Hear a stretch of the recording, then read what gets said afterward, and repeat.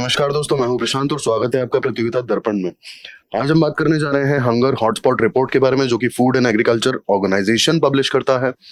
हाल ही में ये रिपोर्ट आती है जिसका नाम है hunger hotspot FAO WFP early warnings on acute food insecurity. अब ये रिपोर्ट पब्लिश की जाती है FAO as well as world food programme के द्वारा। इसमें ये बताया जाता है कि इंडिया के जो नेबर्स हैं, जिसमें Pakistan, Afghanistan as well as Myanmar, ये तीनों कंट्रीज आते हैं, इन्हें वर्ल्ड के हंगर हॉटस्पॉट में एनलिस्ट किया गया है, रखा गया है। आइए इसे डिटेल से जान लेते हैं इस रिपोर्ट में और क्या क्या हाईलाइटेड है। इस रिपोर्ट में 3 टाइप के हॉटस्पॉट्स की बात की गई है। सबसे पहला आता है इसमें वेरी हाई कंसर्न। अब ये वो हॉटस्पॉट है जहां ऑलरेडी अक्यूट फूड इनसिक्योरिटी लोग फेस कर रहे हैं यहाँ के, लेकिन जैसे यहाँ पे हालात है, इससे आगे जाके ये जो फूड इनसिक्योरिटी है ये स्टार्वेशन में भी कन्वर्ट हो सकती है। हालात बहुत बुरे हो सकते हैं, खाना बिल्कुल भी शायद अवेलेबल ना हो। अब इसमें कौन कौन से वेरी हाई कंसर्न वाले हॉटस्पॉट की अगर हम बात करें तो इसमें आता है Pakistan, CAR, Ethiopia, Kenya, Congo as well as Syrian republic. अब ये वाले जो हॉटस्पॉट्स हैं, these are of very high concern. अब यहाँ पे जो दूसरा कैटेगरी है हाईएस्ट कंसर्न, इसमें अगर हम देखें तो यहाँ पे आता है Afghanistan, Nigeria, Somalia, south Sudan, Yemen, हाइती, Sahil reason, this is north African region, जिसमें आपका आता है Burkina Faso and Mali and Sudan.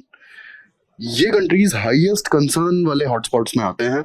यहाँ पे सिविल वॉर या फिर पॉलिटिकल अनस्टेबिलिटी के चलते ऑलरेडी बहुत हालात खराब हैं और खाने की जो फूड की अवेलेबिलिटी है बहुत ही कम है, फूड इनसिक्योरिटी बहुत ही ज्यादा है।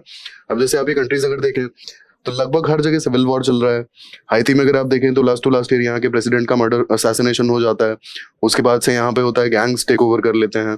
साहिल रीजन में आप देखें तो बुर्किना फासो में हालात काफी खराब हैं। ठीक है, यहाँ पे भी पॉलिटिकल इंस्टेबिलिटी है, माली, सुडान।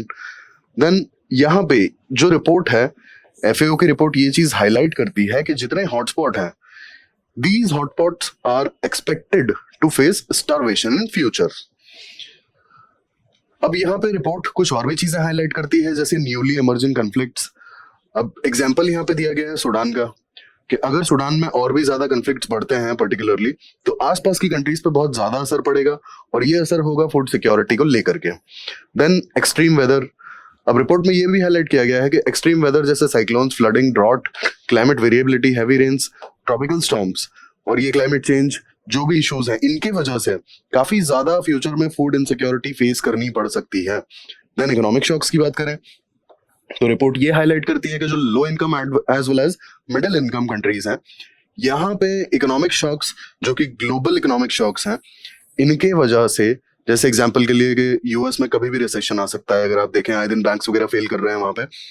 तो ये जो ग्लोबल इकोनॉमिक शॉक्स हैं, इससे सबसे ज्यादा low income as well as middle income countries में क्राइसिस आने की संभावना है, एक्सपेक्टेशंस हैं, स्पेक्यूलेशंस हैं।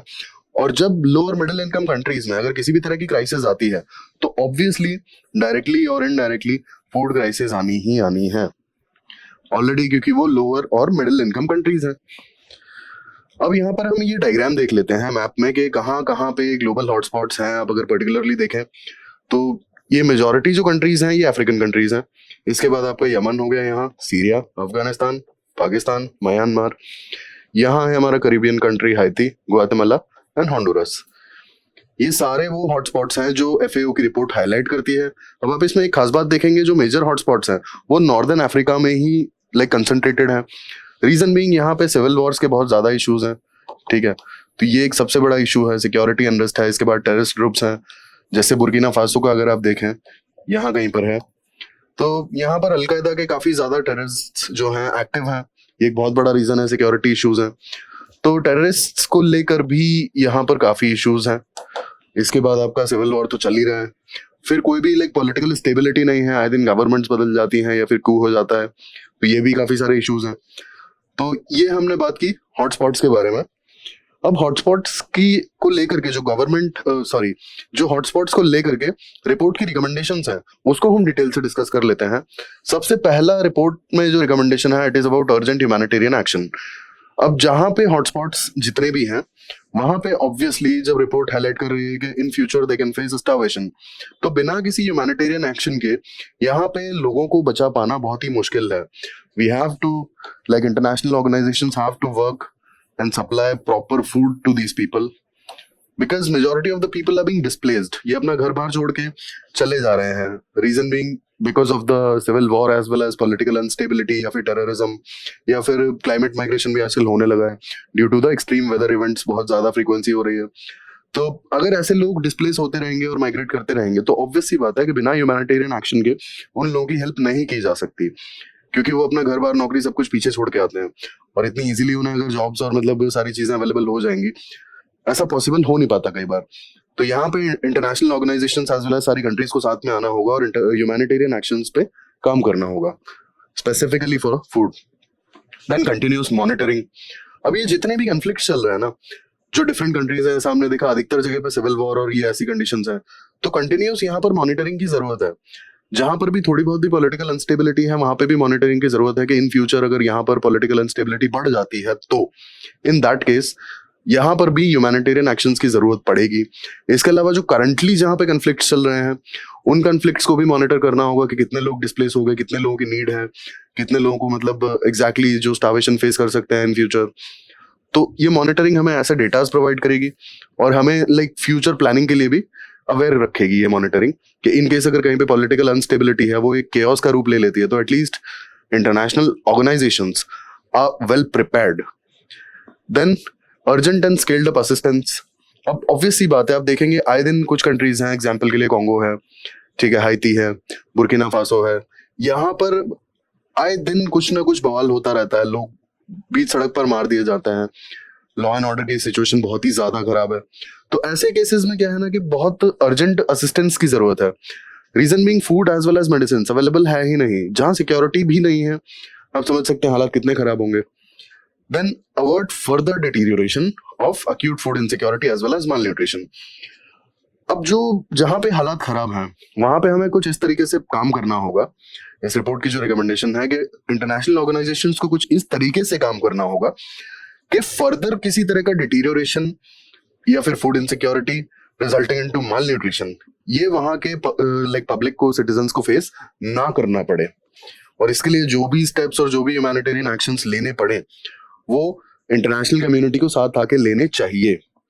Then thirdly, in the hotspots of the highest concern, humanitarian actions are critical in preventing further starvation and death. Obviously, हमने यहाँ discuss कर लिया, यहाँ पे फर्दर स्टार्वेशन और डेथ की भी बात की गई है कि फर्दर स्टार्वेशन और डेथ को प्रिवेंट करने के लिए ह्यूमैनिटेरियन एक्शंस बहुत जरूरी हैं। अब हम बात कर लेते हैं FAO के बारे में, यानी कि फूड एंड एग्रीकल्चर ऑर्गेनाइजेशन के बारे में। स्पेसिफिकली अगर बात करेंगे तो सबसे पहले ये जान लेते हैं कि ये एक स्पेशलाइज्ड एजेंसी है यूनाइटेड नेशंस की। सेकेंडली, 16 अक्टूबर को वर्ल्ड फूड डे मनाया जाता है ग्लोबली। रीजन बीइंग FAO का फाउंडिंग एनिवर्सरी है ये। 1945 में FAO को 16 अक्टूबर के दिन ही फाउंड किया गया था। अब इसकी सिस्टर बॉडीज की बात करें, world food programme as well as international fund for agriculture development, ये दो इसकी सिस्टर बॉडीज हैं जो कि अधिकतर प्रोग्राम्स में या प्रोग्राम इम्प्लीमेंटेशन में फूड एंड एग्रीकल्चर ऑर्गेनाइजेशन के साथ में काम करती हैं।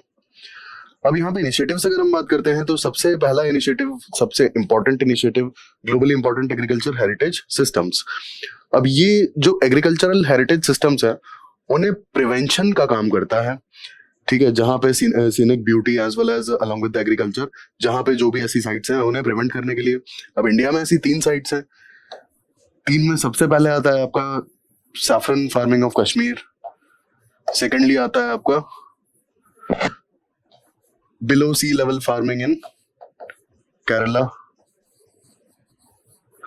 एंड लास्टली आपको आता है कोरापुट ओडिशा, यहाँ की जो ट्रेडिशनल फार्मिंग है। केरला बेसिकली कुत्तनाद जगह का नाम। ये 3 जगह जो हैं, 3 एग्रीकल्चरल सिस्टम्स जो GIAHS के पार्ट हैं। सेकेंडली हम यहाँ बात करने जा रहे हैं डेजर्ट लोकस्ट की। डेजर्ट लोकस्ट को मॉनिटर करने का इनिशिएटिव भी FAO का है। अब अगर लास्ट आपको अटैक याद हो 2020 जब कोविड लॉकडाउन चल रहा था इंडिया में, तब एक लोकस्ट अटैक हुआ था and it was very deadly, काफी क्रॉप्स का लॉस हुआ था। और ये जो लोकस्ट आया था 2020 में, ये basically Iran as well as Pakistan के साइड से इंडिया में एंटर हुआ था। और राजस्थान मेजर अगर हम देखेंगे तो Rajasthan, Gujarat, Maharashtra and western MP, in states में काफी ज्यादा नुकसान हुआ था। हालांकि सबसे ज्यादा नुकसान जो हुआ था वो राजस्थान और गुजरात में फेस किया था। काफी ज्यादा क्रॉप्स का और ट्रीज का लॉसेस हुआ था, फॉरेस्ट का। ठीक है, बेसिकली जो टिड्डी अटैक जो होता है, अगर हिंदी में हम बात करें तो। तीसरे इनिशिएटिव की अगर हम बात करें, कोडेक्स एलिमेंटेरियस कमीशन, CAC। अब ये वो बॉडी है जो FAO या WHO के जो भी फूड स्टैंडर्ड्स प्रोग्राम है उन्हें इंप्लीमेंट करने की रिस्पॉन्सिबिलिटी इस पर्टिकुलर बॉडी की है। Lastly, international treaty on plant genetic resources for food and agriculture, ये 2001 में अडॉप्ट की थी FAO ने। इस ट्रीटी को सीड ट्रीटी भी कहते हैं और sustainable development as well as farmers के बेनिफिट्स की बात करती है ये ट्रीटी। आइए FAO की पब्लिकेशंस के बारे में बात कर लेते हैं। State of the world fisheries and aquaculture, state of world's forest, state of food security and nutrition in the world, state of food and agriculture, state of agricultural commodity markets। ये हमने बात की FAO पे। अब हम बात करेंगे world food programme पे, क्योंकि FAO as well as world food Programme ही हंगर हॉटस्पॉट की रिपोर्ट पब्लिश करते हैं, तो दोनों ऑर्गेनाइजेशंस के बारे में थोड़ा थोड़ा डिस्कशन हमारे लिए जरूरी है।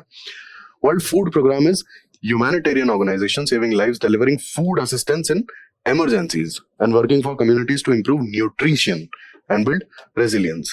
अब ये 1961 में FAO ने फाउंड किया था, as well as United Nations General Assembly ने फाउंड किया था, और इसका हेडक्वार्टर है रोम, इटली में।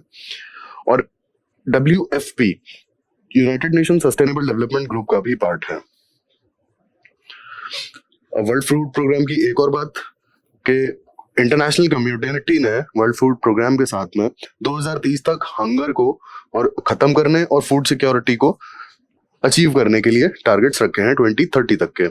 World food programme almost 120 countries में एक्टिव है, और स्पेसिफिकली जो लोग माइग्रेटेड हैं, डिस्प्लेस्ड हैं कॉन्फ्लिक्ट की वजह से, या फिर होता है किसी तरह का नेचुरल डिजास्टर, इसके वजह से लोगों को अगर माइग्रेट करना पड़ता है, डिस्प्लेस करना पड़ता है, तो वहां पे वर्ल्ड फूड प्रोग्राम एक्टिव होता है और एटलीस्ट लोगों को इतना फूड प्रोवाइड कर देता है that they do not face starvation.